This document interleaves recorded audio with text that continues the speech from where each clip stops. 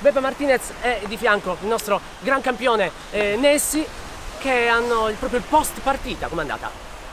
Benissimo, abbiamo preso solo un uovo. Avete preso solo un uovo? Sì. Detto in italiano? Abbiamo perso il primo 6-1 e il secondo 6-0. L'ovetto è quello 0 che ci affianca al 6 del secondo set.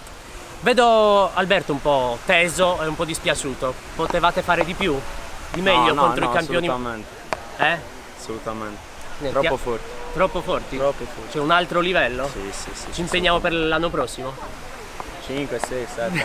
Va Diciamo bene. che il momento in cui ci siamo divertiti di più è quando i campioni del mondo ci hanno chiesto di palleggiare con loro durante la fase di riscaldamento e lì abbiamo giocato qualche pallina in più. E poi quando avete Che è fatto il stato vostro punto? Il nostro anche. punto, sì. È stato il momento probabilmente forse anche più gratificante dell'incontro, perché comunque non capita frequentemente nel beach tennis di giocare, perlomeno di palleggiare, anche se solo 20 minuti, con giocatori. Beh, una grande di primo soddisfazione. livello. Certo, Io certo. sono contentissimo. Andiamo a sentire loro allora. Grazie. Grazie a voi.